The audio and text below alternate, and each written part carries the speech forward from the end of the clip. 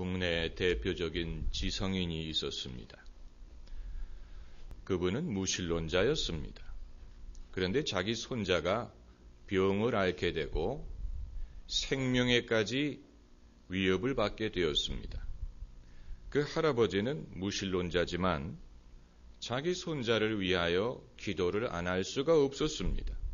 그래서 이렇게 기도했습니다. 나는 당신을 믿지 않지만 당신이 계시다면 내 손자를 고쳐달라. 그런데 손자가 희한하게 병이 났습니다. 우연의 일치겠습니까? 그런데 그 할아버지에게는 우연의 일치가 아니었습니다. 그래서 그는 세례를 받고 그리스도인이 되었습니다. 그리고 무신론자의 기도라는 책을 써냈습니다. 그 제목이 참 의미심장합니다. 무신론자라도 기도를 할 수 있다는 것을 보여줍니다. 무신론자라도 기도할 수밖에 없는 경우가 있다는 것을 보여줍니다. 그리고 둘째로 기도는 어떤 특정인의 전유물이 아니라는 것을 보여줍니다. 누구든지 기도할 수 있습니다. 기도의 문은 누구에게든지 열려 있습니다. 기도를 하지 않는 것이 문제지. 모든 사람은 기도할 수 있고 기도해야 됩니다. 하나님은 무신론자의 기도라고 듣지 않는 것이 아니고 신자의 기도라고 늘 응답하는 것도 아닙니다. 응답하고 응답하지 않는 것은 결국은 하나님에게 달려있는 것인데 우리는 그분의 선함을 믿고 그리고 응답하여 주실 줄을 믿고 이방인처럼 중언부언하지 않고 하나님의 뜻을 쫓아 기도하는 법을 배우기만 한다면 우리는 우리의 기도의 능력이 나타나는 것을 경험할 수 있을 것입니다. 그리고 세 번째로 기도의 결과가 무의미하지 않다는 사실을 보여줍니다. 만일 무신론자가 기도를 했는데 아무런 결과가 없었다면 더 이상 거기에 대해서 말할 필요가 없었을 것입니다마는 기도한 다음에 자신의 경험에 대해서 책을 썼다는 것은 기도의 결과가 의미심장했다는 것을 보여주는 것입니다. 어떤 이들은 기도의 응답은 우연의 일치일 뿐이다 라고 주장하지만 희한한 사실은 기도를 많이 하면 할수록 우연의 일치가 증가한다는 사실입니다. 만 가지 변론보다는 한 가지 경험이 더 설득력이 있습니다. 그 무신론자 할아버지를 무슨 이론을 말하면 예수님을 믿게 할 수 있었겠습니까? 이론적으로 한다면 아무도 그를 이길 자가 없지요. 이론이 부족해서 그분이 하나님을 믿지 않았던 것은 아닙니다. 그러나 기도의 능력을 몸소 경험했을 때 그것은 이론과는 차원이 달랐던 것입니다.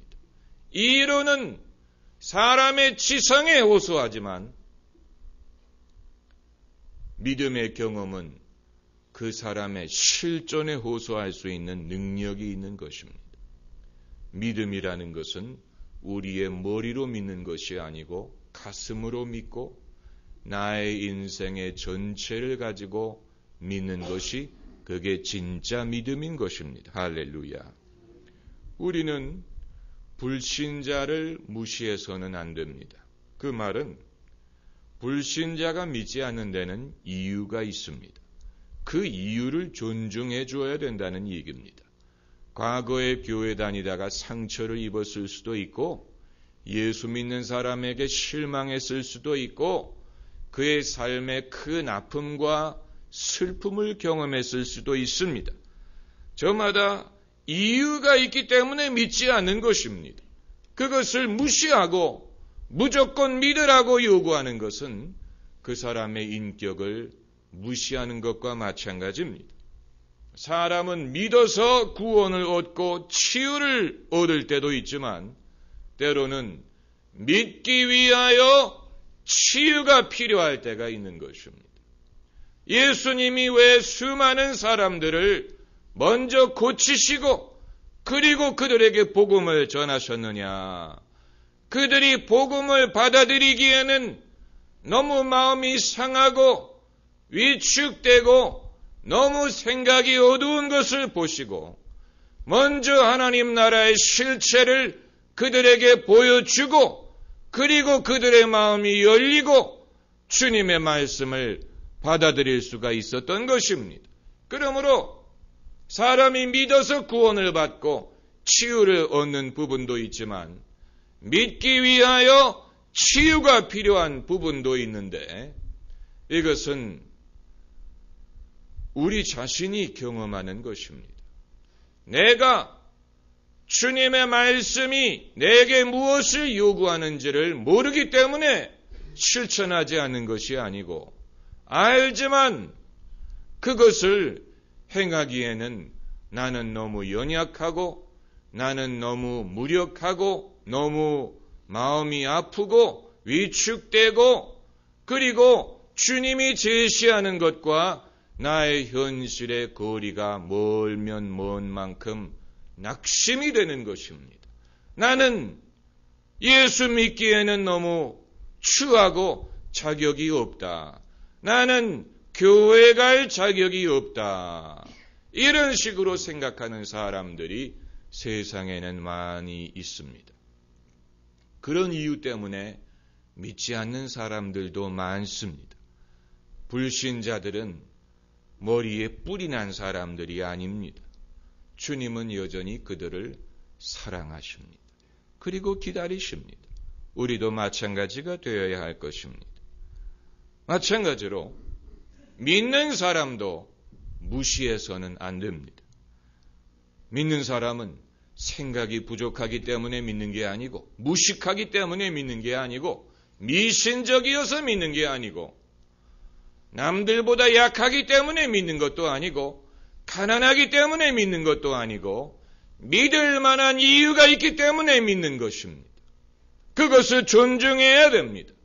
예수 믿는 것은 받은 증거 많도다. 믿을 만한 이유가 있기 때문에 믿는 것입니다. 어떤 분들은 사회적인 지위가 높고 또 유명 인사가 교회에 오면 약간 신기하게 생각합니다. 저런 분도 교회를 다니는구나. 저는 그런 분에게 묻고 싶습니다. 그럼 도대체 어떤 사람이 교회를 와야 됩니까? 교회 오는 사람은 그저 무식하고 뭐 이런 사람들입니까? 왜 놀랍니까? 교회에 누가 왔다는 사실에 왜 놀랍니까? 그들도 영혼이 있고 그들도 죄인인데 누구인들 교회를 와야 되지 않겠습니까? 안 오는 것이 이상한 것이지요. 오는 것을 이상하게 생각하면 안 됩니다. 안 믿는 것이 이상한 것이지요. 믿는 것이 당연한 것입니다. 미국 달라스의 어느 미국인 목사님이 한국의 기독교가 부흥하는 것을 처음에는 이상하게 생각했습니다. 그것이 하나의 유행이라고 생각했습니다. 한국 특유의 사회 심리학적인 이유 때문에 기독교가 인기를 끈다고 생각을 했습니다. 그러다가 그가 직접 한국에 와서 예수 믿는 사람들을 본 다음에 생각이 달라졌습니다. 그는